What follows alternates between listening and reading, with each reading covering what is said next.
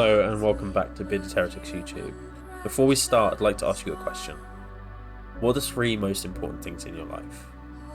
This question will be relevant later on, so please keep those things in the back of your mind. But let's make a start.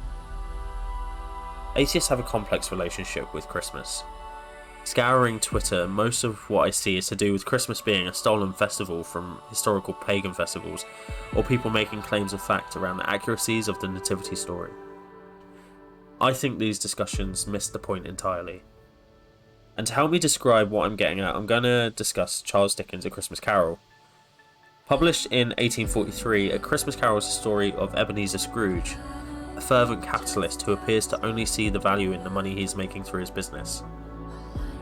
Because of this, he refuses a dinner invitation from his nephew, he rejects donating to the poor for heating and food, and he denies the request of his employee Bob Cratchit to have Christmas Day off of work with his family, but still be paid. That Christmas Eve, he is visited by the spirit of his dead business partner, Jacob Marley, who, shackled by chains and money boxes, tells him he will have one opportunity to change his ways, and he will be visited by three spirits that night. The first spirit to visit him is the ghost of Christmas past, who shows him his childhood, his teenage years, and his relationship to his ex-fiancée Belle, who breaks up with him upon realising he will never love her as much as he loves money.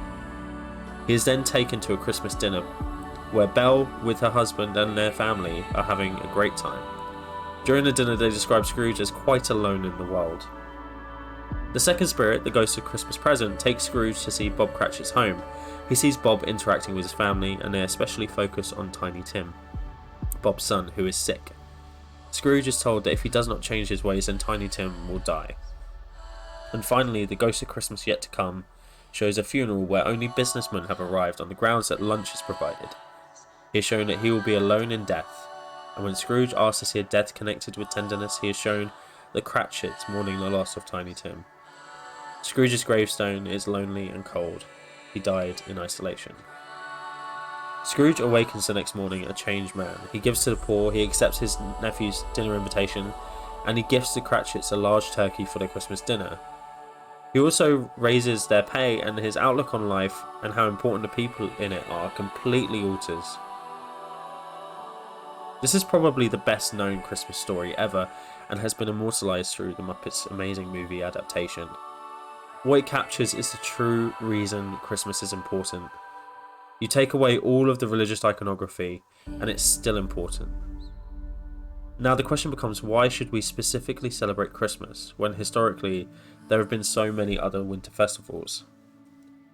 My answer is it does not matter what you call it. A midwinter festival has always been an aspect of human culture because of some very important reasons. Just as the night's coldest a few hours after midnight, when the sun has begun to rise but has not risen yet above the horizon. The winter is coldest a few months after the solstice, the darkest day of the year. The solstice signifies the start of the most difficult period for survival before spring, when life begins to erupt again. This period of time is the most deadly, and when we are most likely to lose our loved ones. And this is why so many cultures have a festival around this time, and why family is at the core of these celebrations. This is why it's not important to Christians as to whether it's the actual day that Jesus was born. Most of them know that it isn't. And why this ritual, celebration, holiday, whatever you want to call it, is so important. For me, COVID has actually reinforced the importance of this celebration. COVID has been most deadly during the winter, and it has highlighted quite clearly that even though we have advanced healthcare and better technology, winter remains the most dangerous time of year for us. So this brings me to the question I asked at the start. What are the three most important things in your life? I'm willing to bet that your relationships with others probably dominated your answers to this question. Even if you put your career, if we dig deeper as to why this is the case, is it in order to support your family? Or is it because of what your career offers to your relationships? Think about it and see whether your answers match my thoughts here. We can get hung up on the pragmatic aspects of our lives, that we lose sight of the actual important things. I don't call my mum as much as I should, because I'm always tired after my long days at work and I lose track of time. Just like Scrooge realised at the end of his journey with the spirits of Christmas, things that seem important to us, money, objects, status, etc., are worth nothing at the end of our lives. The people in our lives are the truly valuable things we have.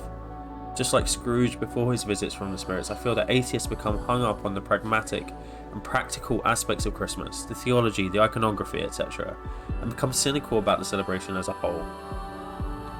Christmas is just a name we have for the celebration. It does not matter what you call it, or how others choose to celebrate it.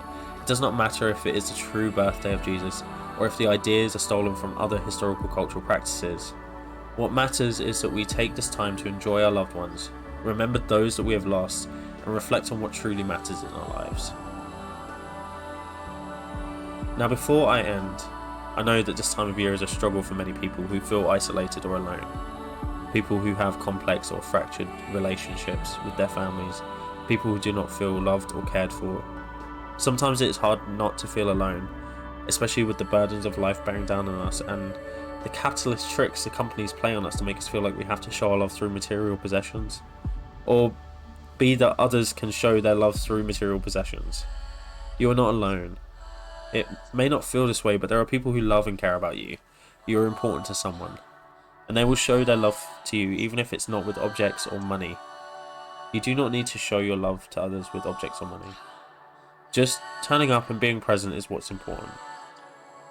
The Christmas before my dad passed away, he didn't have much money, so he couldn't buy me a present.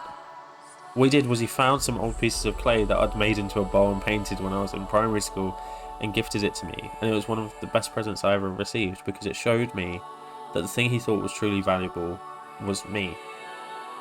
And on that note, I hope you all have a wonderful Christmas or whatever celebration you may be celebrating, and I hope you all receive all the love you deserve this year.